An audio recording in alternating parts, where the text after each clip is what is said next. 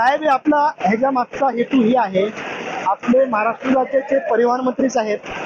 त्यांनी ही मराठी भाषेचा आपला हे अभियान जे राबवलेलं आहे ह्याच्यासाठी आपल्याला की सर्व रिक्षावाल्यांसाठी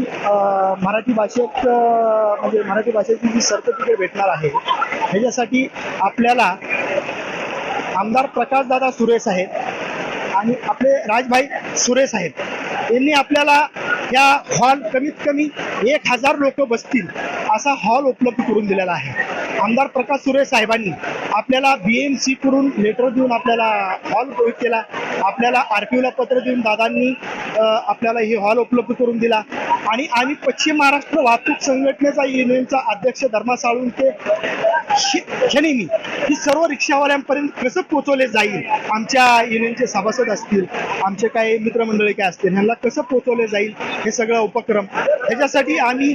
आज कमीत कमी नाही जर बोललो तरी 150-2 हजार पब्लिक इथे आलेले आहे। आता तुम्ही बघतायच आणि आमचे सर्व इथं टीम बसलेले आहे इकडे, सगळ्यांचे फॉर्म भरून घेते, सगळ्यांचे सेवा देते आणि आम्ही फ्री सेवा उपलब्ध करून दिलेले आमदार प्रकाशदादा सुरेश साहेबांनी। हे गव्हर्नमेंटनी हे सगळं फ्री सेवा केलेली आहे। आपल्याला आमदार साहेब बोलले की भाई आपल्याला युनियनच्या माध्यमातून आणि आमदार प्रकाशदादा सुरेश साहेबांमध्ये लाभ असा मिळणार आहे की जे लोक उत्तर भारतीय आहेत यांच्यासाठी की मराठी क्लासेस चालू केलेला आहे आणि ह्याच्यामधून लोकांना 4 दिवस इथे आपल्याला शिक्षण घ्यायचं आहे 1 तासाचं रोज आणि त्याच्यानंतर एक 5 दिवसाच्या नंतर RPOचे अधिकारी इथे बसतील, मग ते त्यांच्याकडून बाबा तुला मराठी येते का नाही असे 16 प्रश्नच आहे, मग त्याच्यातले एक समजा 4-5 प्रश्न त्यांना आले पाहिजे, त्याच्यानंतर मग ते RPOचे अधिकारी त्यांना इथे सर्टिफिकेट प्राप्त करतील।